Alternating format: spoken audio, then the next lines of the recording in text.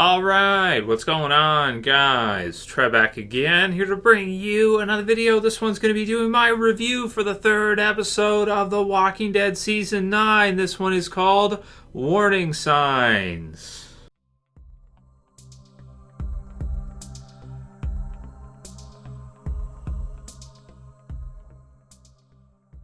Oh man, spoiler warning, if you guys have not seen this episode yet, you'll definitely want to watch it before you watch this review. So, as you guys know, the last few episodes of The Walking Dead Season 9, I've kind of been hemming and hawing on it a little bit. I've been a little bit disengaged with The Walking Dead. I've been a little bit, just unsure of the current direction after the second episode. But, this one was awesome. I feel like this one fixed it for me. Now, this one was kind of spoiled for me, I do have to admit. The ending of the episode, or kind of the reveal, it was sort of like a little bit of it. The last little bit in this episode and the prior was kind of like a whodunit type of thing. So we end off episode 2. We know that someone has attacked Justin. We don't know who. And this has kind of been a running kind of thing that's been going on in the last episode or so as they're trying to all work together, working on the bridge, which ultimately has pretty much in this episode, I want to say, failed, or at least that they can't work together, which makes a lot of sense. It's very natural. You can't have the Saviors, after everything they did, working with the Oceanside, and, after them basically killing them all. We find out in this one that Cindy's 11-year-old brother was killed by a rot. And so I just thought this was so brilliant, because this is like human behavior 101, and what you see with regards to leadership is that people like Maggie that are in leadership positions, they have to be even more careful about their behavior, because everybody else is going to follow that. And you can see this with human behavior. If you have a certain person like Maggie where they act a certain way and they decide that capital punishment is okay and is acceptable, then they follow her lead, right? They follow her lead, and you have Cindy here with the Oceanside, that it is revealed at the end of the episode they have been the ones that have been picking off the Saviors and basically getting retribution for the people of the ocean, or the men of the Oceanside that were basically annihilated by Simon. And we have the pieces come together for a lot of stuff that was going on even last year in The Walking Dead Season 8 that was kind of questionable. A lot of us had speculated that Simon must have been the one that was responsible for wiping out the Oceanside's men, and even the stuff with kind of the helicopter and Jadis and some of her prior behavior is really explained in this episode. If you look at kind of, a lot of people were questioning, why doesn't Jadis just kill this person? Why does she capture Rick and put him in this container? Why does she take Negan and then, why does she not kill him and she lets him go afterwards? Why does she do these kind of things? And this episode really explained a lot of that stuff from last year that kind of didn't make sense, or just kind of closed off the Oceanside's storyline, I think, with regards to their past and their history, as well as Jadis's too. And as a result, I absolutely loved it. So it goes back to the premiere. It gets things started with Maggie, of course, hanging Gregory, and right afterwards, all the women of the Oceanside view Maggie as sort of like their leader, or someone to look to as an example, and they basically follow suit and decide to start killing the Saviors off as they can do so, even though Rick is trying to keep the peace and keep everybody together. Going back to the Season 8 kind of finale, where Maggie's got this underlying thing happening, but she's not showing her hand. Rick doesn't really know, and awesome stuff at the end of the episode. You would expect them to be like, okay, we got him. We figured out the Oceanside, and it's them who's doing this. We're going to take him to justice. We're going to let Rick know. Daryl and Maggie are going to let Rick know because they're loyal to Rick from all the time they spent together. But no, they actually don't tell Rick, right? They don't go with Rick's side here. They're able to actually be swayed by Cindy and by the Oceanside, and as they're walking away in the background, you see Cindy stick it to a rot. Who is, I want to say, at this point is a pretty big character. She's been in the series for a few years now. She's the one who had scarred up Rosita's face, if you guys remember that, in Season 7. So now we're into Season 9, and, we got a pretty big character death, which was that for a rot, in a matter that I feel was justified from the Oceanside's perspective, and really a matter of kind of question. And then, of course, probably the best part of the episode for me is at the end when Daryl and Maggie, they're not going to stop her, and they're not going to disagree with her. They're going to say it's time to see Negan. I love it. Shameless plug. If you guys haven't bought a Trev's Chant 2 t-shirt, link will be in the description. I got a store going, and this is my Killing It t-shirt, so I like the design. It fits with the thumbnails and stuff, so it's pretty cool. And we're zoomed out today, so you guys get to see what I look like more in zoomed out fashion, right? So that's fun. But, oh man, so great stuff going against what you thought, because going in, you probably think, well, they just figure out who it is, and that's it, right? No, it's filtered into the next part, which has caused an even bigger problem, because it's basically reinforced for Maggie that she agrees with Cindy, right? So she's on the same side as Cindy, and Cindy did it because she was looking to her, so it feeds Maggie's ego, right? Because it's like, we're following your example.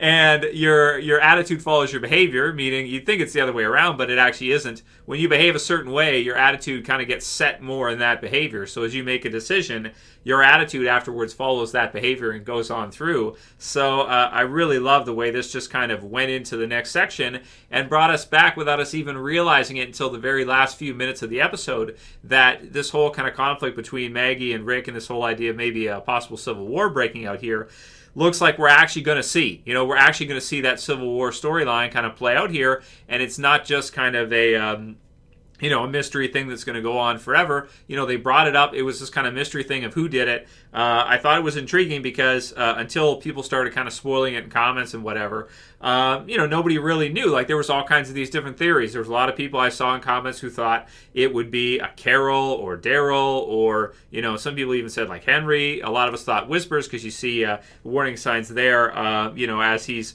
in the opening part where Justin is walking by, and there's a final warning there as well too, which a lot of us had thought like, okay, it's Whispers got to be coming in now, but no, it's not the Whispers just yet. It's actually sort of a civil war breaking out, pretty much, with Maggie and Daryl, with them deciding not to tell Rick what the Oceanside are doing, and basically aligning themselves with them, and Maggie deciding this is what she wants to do, and then Daryl basically backing her up. You have just as big of a problem, if not a bigger one, in something that actually does remind me most of maybe season 2 with Rick and Shane, as you have them basically going against each other in a smaller, small group version of that. But now Maggie kind of, I want to say, playing the bad guy, or at least it felt to me like she was, her and Daryl kind of turning on Rick here, and especially as you see her out begging for her life, and then she gets stuck with it because Cindy won't let it go, and of course Cindy is basically the leader of the Oceanside at this time. So I freaking loved it, man. I thought it was awesome. Amazing ending to the episode. Went totally, very smart. Went totally against how you would usually expect to see these things go in most series, kind of a murder mystery. Once it's resolved who it is, then they catch the person, and that's the usual way to go with it. They didn't go that way. They went the other way, and I thought it was even smarter, especially as they turn around, they walk away, and you just see it in the background as it's like, boom, it's like something big just happened here. Something big just changed here.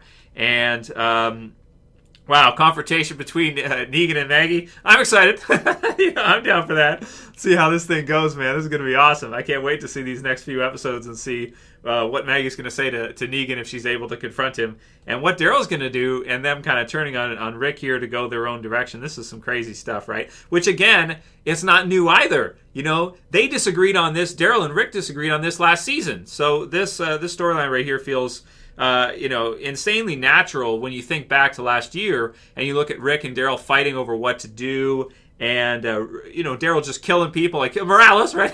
He just killed him. Rick's like, no, why'd you do it? How'd you do it? Yeah, I know who it was. I don't give a shit. So it's all so natural that it just it's brilliant episode. Loved it. Got Walking Dead back on track for me. I'm back in it to win it. Love it. So let's go through some of the different scenes. We got the beautiful part at the beginning with Rick and Michonne, who's like, I'm going to take a day off, right? I can take a day off, right? It's cool. I can take a day off. It's like, no, you can't. Here comes Scott. And he's like, Rick, about that day off thing, man, everyone's going to kill each other. So can you, you get the C, right? The tomato with the C. So I love that part. Really sad. And that's one thing about the series that's so strange right now at this part. It mixes, beauty with, Rick and Michonne sword fighting and playing with Judith in a montage that's going through here, with extreme sadness, because you see it going through and you're like, that there's a couple episodes left with Rick, so you're watching this through and you're thinking like, God damn, could Maggie and Daryl be responsible for Rick's downfall? You know, like, are you serious? Is that really where, I really hope that's not where they're going with this, but if Rick ends up dying as a result of what Maggie and Daryl do, it's going to be like, oh my God. That's just freaking crazy. So we get the Walker Justin scene, which is cool, and the signs on the ground in that is really cool, right? You can take that, so you can look into that if you want to and kind of think that through. Intro rolls through, the morning, waking up right out of the comics. Rick wakes up and he kind of goes outside. And also the part about them kind of saying it without saying it, I can think of another way to build for the future, right? And then they're kind of getting a little touchy-feely. So it's like, are they going to have a baby? I don't know. Is that what this conversation is about? Are Rick and Michonne gonna try for one? Are they going to try for it? That's kind of, again, the beauty and the sadness and the emotion at the same time. Really just like flooding in here. You get both, right? You have them playing, which is beautiful. The sun's shining. You get the compliment, him walking out and seeing everybody. It's like, good morning, everyone. Everything's going great. And it's like as Carl said, the future. It's like their own little slice of heaven. And then at the same time, it's so sad because that this is basically us seeing this, and that we don't have that much time left anyway. So it's beautiful and sad at the same time. We get the stuff with Jed, the scenes with him and Maggie. And then Maggie does find out what his name is and everything like that. And also, too, again, reinforcing for her, like, this isn't going to work. Like, here you got this guy who's coming in, being a little bit macho on her and stuff like that, and saying his name's Mud and all this. And some of the others are like, oh, it's okay. But, oh, my God. And then at the same time, it's like, we're the saviors was Jed, right? Because you have Cindy, who's just, layers, bro. There's layers here. So I love it. It's like, should they have left? Should they have stayed? So, and now you got them just being picked off. So can you say they're wrong in it? In Jed being a jerk and trying to take a stab at Carol and do stuff like that later on. The whole thing just feels like a goddamn cluster, right? And then Rick doesn't even kill them after. After he takes a stab at Carol, and Carol's able to reverse it and everything because she's so crafty and all that, which is cool. Rick still doesn't kill them. Doesn't kill the other guy and doesn't kill her, even though they tried to maybe take him out. And if Rick would have handed over his gun, what would have happened after that? Really don't know. Can we say, would it be a Simon situation where it's like hand over your guns and then mow them all down like he did at the ocean side, or the ocean side, but also the junkyard too? Would Jed have followed in his lead and his footsteps and done the same? So what's the Einstein quote? Leading by example is not the best way to lead. It's the only way to lead. Love it. Right? Absolutely. You got the stuff with Anne. So we kind of mentioned it earlier, but love the stuff with her. Do we have an A or a B with Gabriel? And of course, Gabriel not selling it because he's like, being honest as he can be, saying like, oh, I have to tell Rick, right? And then she, okay, screw you, right? But, they bone. So Gabriel's like, well, didn't it mean anything? And then Jadis is, she's used to sleeping in junk and stuff. So she's kind of twisted, and again, explaining a lot of the behavior last season and a lot of things we saw, explaining why she would always bring out these walkers to like go at people rather than just shooting them and killing them. Really making her behavior make a lot of sense prior, but them not revealing that to us until now, which also, again, brilliant stuff. Loved it. So we got an A, right, with Gabriel. How's he going to get out of it? I don't know. He can barely even freaking see at this point. He thought she cared about him. Maybe he can appeal to her emotion. She'll change her mind or something like that. But it's true, the Saviors, again, with everybody trying to kind of work together here and trying to all get along, as Negan said, make sure you come back and tell me about that day too. It looks like we're starting to see possibly, especially when you look at that final scene where Cindy is giving a Rod a brutal death. I mean, it's like, at least give her a bullet. You're freaking gonna stab her in the head with like a spear and shoot the others with arrows and stuff. You're not even gonna give them a bullet. It's it's even worse, right? Well, it's quick, it's over. It's probably not as painful as getting stabbed in the head. I mean, it's just savage, right? It's brutal type of stuff to see that. So we'll see what happens with that. Anticipation's being built up, I think, for this season. Which is really great to see, and just a little bit of patience, I think, was required for these episodes to get to this state where you see what they're doing. So she's got the radio, she's been trading people for supplies, she's been doing some bad stuff, and we're going to see who these people are with the helicopter, because right now we just don't know. But again, it fits in character perfectly because the junkyard group did come across as this group that really was like, dirt poor, they're living in a junkyard, they're just scavenging whatever they can get, eating garbage or whatever stuff they have to. And then somebody's going to offer them, maybe you bring in this kind of Empire of the Dead kind of idea, or you bring in this kind of, what was it, Land of the Dead type of idea, where you have possibly, a rich, a section here where you have like a group that's rich and has a lot of resources in the apocalypse, maybe like aristocratic type of group, and they basically are taking these, taking these people that are living in a junkyard, just scavenging, barely hanging on to life. They have so much, and then the junkyard group has absolutely nothing. Totally makes sense the junkyard group would, if someone's bitten or this, because this kind of stuff happens, right? Just give them up to this, maybe this high class type of, jerks, evil pricks, right? Which could be another group of villains we could see in the future that are maybe doing experiments on people that have just been bitten, or doing stuff like this, sending their helicopters out to pick people up. A group that would have probably had a lot to begin with. Maybe it's a Commonwealth, but it kind of seems like an evil version of what we've seen in the comic book series as the Commonwealth, that are basically taking people and experimenting on them and finding out what to do. So, a lot going on there with Jadis, and looking forward to seeing what they're going to do with that. And, I mean, Rick's still being optimistic. Rick wants to be optimistic about the whole thing, even though people are dying in savage ways, being, stabbed in the head, back of the head, and all this stuff. Being forced to plead, and then still not them giving it. And then Daryl and Maggie not doing anything about it. Not having a problem with it, right?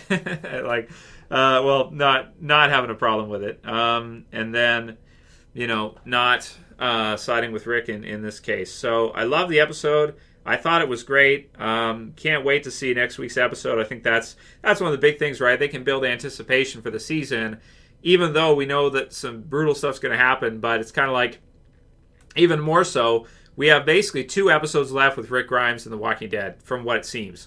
So what's going to happen here? And again, are Daryl and Maggie going to be responsible for the death of Rick? And how will that make the audience feel if Daryl inadvertently causes the death of Rick or something? Crazy stuff, man. Absolutely crazy. So in terms of score for this episode, goddamn, I loved it. I'm going to give it a 9.7 out of 10.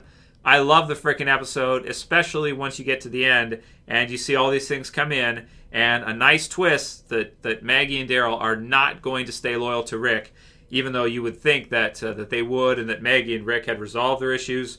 No, it's just fueled the fire for Maggie that the way Rick is going is not the way she agrees, and now she's becoming our female Shane, right? she's gonna go after Negan. She's not gonna listen to Rick at all, and Daryl's gonna back her up. So she's got the brains and the brawn, and Rick doesn't know what's coming for him. He doesn't know what's coming for him. So where's Carol with this? So it's great stuff. I love the episode. I loved it. Let me know where you guys are at with this one. And if you like the video, please like the video. Please thumb it up below. Share it through. You got a Facebook. You click the share. Click Facebook for me. I'd appreciate it. Leave the questions below for the Q&As. Lots of questions, guys. Let me know how you're feeling about this one. We'll make lots of videos this week. Be back in about half an hour to an hour with my predictions for what I think is going to happen in episode 4.